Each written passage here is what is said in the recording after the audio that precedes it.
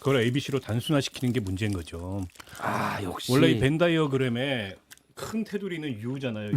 맞아요. U 안에 A도 있고 B도 있고 C도 있는 건데 저렇게 ABC로 사람을 혹은 여권의 지지층을 예. 혹은 정치인들이라도 단순하게 분류할 수도 없고 그러니까 정치에서 가치와 실용 내지는 가치와 이익이라는 건 늘 공존합니다. 그렇잖아요.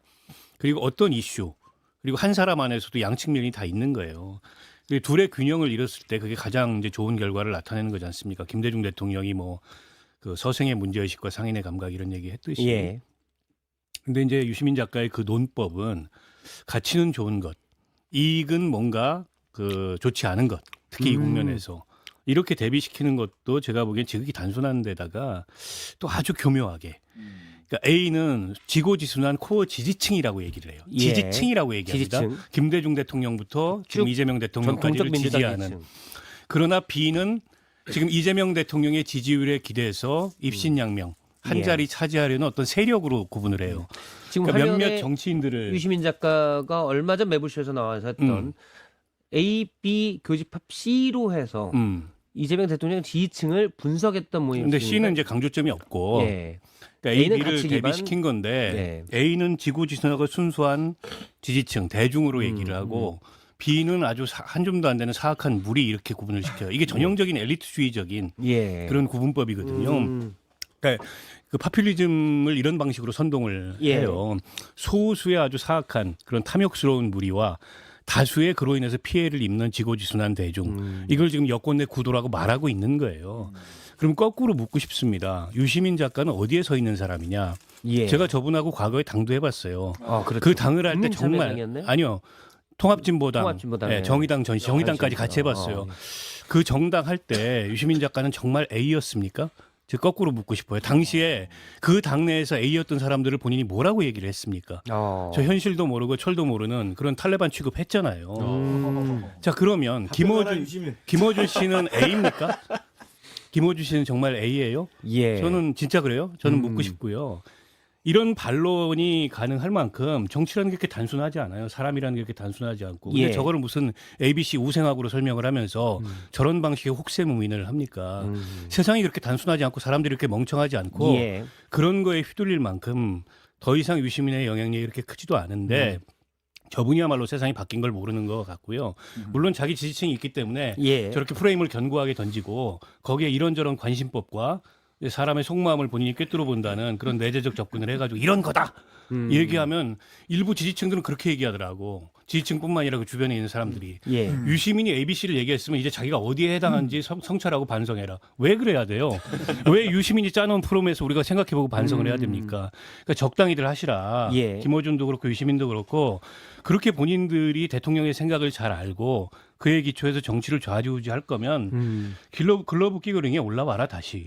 정치를 해라. 박 의원 지금 굉장히 지금 분노가 느껴지고 과거의 감정이 이렇게 살아나는. 아니, 뭐 그것도 오랫동안 있는 것 같지만 진보정당에서 활동했고 네. 제가 알기로 박원석 의원님이 그럼요. 이런 뭐 공천 이런 유혹도 받았었는데 그렇지. 진보정당의 어떤 그런 걸 계속 하시겠다고 그렇죠. 안 했었어요. 물론 그러니까. 이제 해봤자 잘 안 되는 것도 알고 계시고 그런 것도 있긴 한데 그러니까 저는 박원석 그리고 의원이 그 당에서 저렇게 유시민 이야기하는 작가가 거 보니까 떠난 다음에도 예. 저는 선거를 2번이나 출마를 그래요. 했었어요. 그렇죠. 아주 안 되는 거 고생했어요. 알면서 진짜 완전 출마하셨잖아요. A시네요. 저는 A. 그래서 저렇게 이제 오늘 정말 그 신념에 차서 굉장히 분노를 가지고 이야기를 하셨는데 아마 유시민 작가가 이걸 들었으면 바로 물어볼 거예요. 너는 그래서 뭔데? 물어볼 거라고 분명히 저렇게 생각해요. 아마 답할 이유가 없어요. A라고 자기가 이제 유시민 스스로 이야기하면서 B라고 이야기되는 사람들이 이제 마치 이익을 쫓아서 다니는 기회주의자로 지금 구분을 해놓은 거잖아요. 이른바 이제 제가 듣기에도 뉴 이재명이라고 불리우는 사람들을 B로 이렇게 묶어놓는 것 같아요. 예. 그 제가 옆에서 이렇게 보면 이 지금이 기회다 생각하면서 뉴 이재명이라는 간판 아래 이익을 챙기는 사람들 덜어 있습니다. 제가 봐도 보여요. 근데 그런 사람들이 그건 어느 시대나 다 있습니다. 누구? 아니 뭐 그건 좀 이따 예. 광고 나갈 때 아, 우리가 예. 광고 날 때면 제가 또 그러니까 그런 분들이 덜어 있지만 저는 박원석 의원의 말씀에 전적으로 공감하는데 정치라는 걸 이렇게 선명하게 칼로 뭐 자르듯이 할 수 있는 게 아니에요. 예. 이게 우리 이제 예전에 그 베버가 이야기했던 걸 이야기하면 책임윤리, 신념윤리라는 게 있잖아요. 그러니까 정치는 두 개를 다 가지는 것이지 예. 신념윤리라는 원칙과 자기의 가치관을 따라서 가는 거지만 그 신념에 대한 주장만으로 자기의 정당성에 입증되는 게 아닙니다. 예. 그 주장을 뒷받침할 수 있는 실제적인 성과와 정책의 효과를 보여줘야만 그게 정치인으로서 평가를 받는 거예요. 그게 이제 책임윤리라는 거거든요. 예. 그러니까 그 두 개를 어떻게 저렇게 양단으로 나눠가지고 나는 신념을 끝까지 지키고 있으니까 나는 지고지순한 나는 A고 너희들은 유이재명 간판 팔아가지고 뭐 자리 얻으려고 하는 게 아니라고 기계주로 몰아가면 저는 유시민다운 갈라치기다. 그러니까 저는 유시민 전 의원이 이제는 김어준 씨나 유시민 씨 이렇게 하는 걸 보면 모르겠어요. 그 여권 내 분화가 어떻게 진행되는지 모르겠지만 이분도 이제는 정치적인 상품의 효과, 상품의 유통기한이라고 할까요? 이게 예. 좀 저는 상당히 좀 소진되고 있고 스스로 그 길로 가는 것 같아요.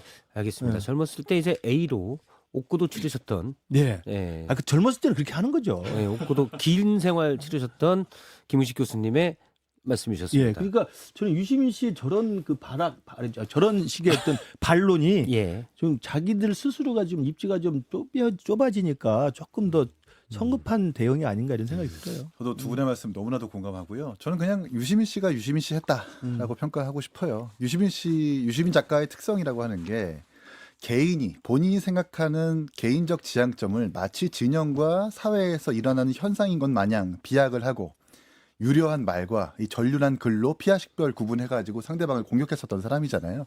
예. 지난 대선 때도 마치 그 2번 남과 1번 남을 구분해가지고 2번을 찍은 사람들을 상당히 우매한 사람으로 이렇게 조롱하고 비아냥됐던 게 유시민 작가였습니다. 이번에도 마찬가지인 것 같아요. 본인이 그리고 그 진영에서 늘 관성처럼 주장해왔던 검찰개혁안에 대해서 그 반대 입장, 다른 생각을 가진 사람들을 저렇게 프레임화 가두고 공격하기 위해서 이렇게 벤 다이어그램까지 만들어가지고 공격하고 있는 것 같은데 그 기저에는 이 진영의 스피커는 나다, 이 진영을 대표하는 스피커는 나다라는 오만함이 깃들어 있는 것 같아요. 예. 그게 이 어떤 진영 전체, 민주 진영 전체에 도움이 안 된다는 걸 상기하고 깨달아야 된다고 생각을 합니다. 저는 네. 모두가 주의 깊게 보고 있습니다. 김장국 저는 대변인님이 여기에 대해서 어떻게 이 얘기할지. 이야기 잘 들었고요. 저는 예. 일관되게 말씀을 드렸는데 개인적으로 너무 존경하고 좋아하는 분이시지만 이번 사안과 관련돼서는 너무 좀 부적절했다라는 그런 생각이 듭니다. 예. 사실 그 당내에 갈등이 사실 내재해 있는 것도 맞기도 하고 그런 어떤 갈등이 건전한 토론으로 분출되기도 하고 때로는 또 과격하게 분출되기도 하는데요. 사실 지난주에 ABC 이론이 터졌을 때는 검찰 개혁 이 법안이 딱 조율돼 가지고 딱 나오는 상황이었습니다. 예. 그래서 당 내외를 불문하고 수습 국면으로 들어가고 있었던 그런 상황이었거든요. 근데 그 과정에서 이슈가 정리되고 당내 갈등이 잦아들고 있는 상황에서 다시 한번 기름을 부어버린 거예요. 근데 사실 진보 진영의 어른이다. 대한민국의 지식인으로서 이렇게 활동한다라고 하면 갈등이라든가 갈라치기라든가 이런 것들을 부추기는 것이 아니라 그런 거를 완화하고 그렇게 하면 안 된다.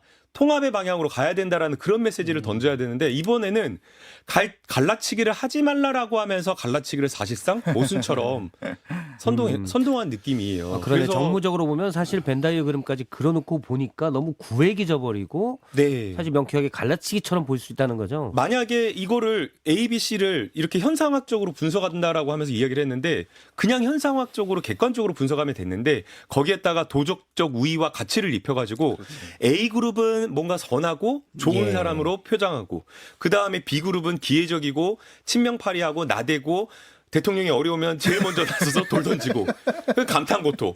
저희가 어릴 때 학교 다닐 때 감탄고토는 뭔가 나쁜 사람 이런 느낌이잖아요. 달면 삼키고 쓰면 뱉는다. 이런 느낌으로 B그룹을 표징하는 것처럼 이야기를 한 거예요. 그러니까 당연히 내가 B그룹에 속했다라고 하는 생각하는 사람은 되게 기분이 안 좋은 거죠. 예. 그리고 하나 더 말하면 지금 아주 중요한 광역자치단체 장 선거 중이거든요. 경선 중에 있거든요. 그런데 다 출마자들을 이름만 언급하지 않았지 다 B그룹으로 묶어가지고 상당수를 공격했어요. 맞아요. 비판했어요. 그러니까 민주당 입장에서 볼 또 정무적으로 좋은 건 아니었다. 네, 차라리 그냥 실명을 까지 누군지 다 그냥 얼굴이 이렇게 선명하게 그려지는데 이것도 저는 부적절했다고 보거든요. 제가 예. 잠시만 하나 네. 궁금한 게 저는 그 벤다이어를 들으면서 생각이 난 게 이재명 대통령은 A에 속할까 B에 속할까 C에 속할까 했습니다. 그런 생각이 좀 들더라고요. 만약에 그렇게 된다면 그 방송에서 예. 이재명 대통령이나 김대중 전 대통령 같은 분들은 C다라는 암시를 깔고 얘기를 깔고 한 했어요. 거죠. 어. 원래 가치 중심적인데 이제 현실을 고려한다. 다 좋아요. 김어준 씨가 자기 자유가 있으니까 생각의 자유, 말의 자유를 표현하는 건 좋은데 그게 가져올 효과에 대해서 한번 좀 생각하고 얘기를 해야 되는데 예. 그런 게 너무 좀 부족하다라는 생각이 들고 저는 요즘에 이 정치 논란을 이렇게 보고 있으면 드는 생각이 검찰 개혁이 이슈잖아요. 그리고 이게 이제 논쟁의 사안이잖아요. 그럼 검찰 개혁의 어떤 점들이 쟁점인지를 갖고서 그걸 가지고 논란을 벌이면 되는데 그게 아니고 그 사람이 저렇게 주장하는 의도, 그 사람이 저렇게 주장하는 어떤 동기 이런 거를 자꾸 판정하고 규정하고 그걸로 이 이슈를 변질시키려고 해요. 그러니까 뭐 B그룹 검찰 개혁에 대해서 조금 이제 현실주의적인 사고를 하는 사람은 전부 이익 추구형 기회주의자들이다. 예. 이런 식의 단정을 하는 거고 본인들은 지고지순한 그런 검찰 개혁이라는 의제를 끝까지 관철시키려고 하는 그런 가치 그룹이다. 그 가치 그룹에 검찰 개혁에 대한 원리주의적인 생각 때문에 지금 문제가 많이 일어날 거예요. 그게 지금도 과연 일어나고 맞는 있고. 가치인가라는 의문도 앞으로도 있을 수도 있는 일어나고 거죠. 있고 예. 나중에 가서 이분들은 오늘을 박제해뒀다가 그 문제가 일어났을 때 말 바꾸지 말고 거기에 대해서 책임을 져야 된다고 저는 생각을 하고요. 그래서 정치를 가지고 우리가 이견도 있을 고 갈등도 있을 수 있고 그로 인해서 논쟁도 할 수 있는데 그러면 정말 그 이슈에 찬반 어떤 논리로 어떤 현실적 근거에 의해서 내가 이걸 찬성하고 반대하는지를 가지고 생산론 논쟁을 하자. 예. 사람의 자꾸 동기를 추적하고 그걸 규정 지으려고 하지 말고 정치가 그런 이 동기 추적 게임이 되면은 나중에는 논쟁이 남아도 의미 없는 논쟁만 남아요. 아니 왜냐하면 상대가 뭐라고 얘기하든 그 사람이 말하는 내용을 듣지 않고 그 의도만 갖고서 계속 그 사람을 규정하려고 하잖아요. 이게 김어준 씨가 계속 잘하는 거예요.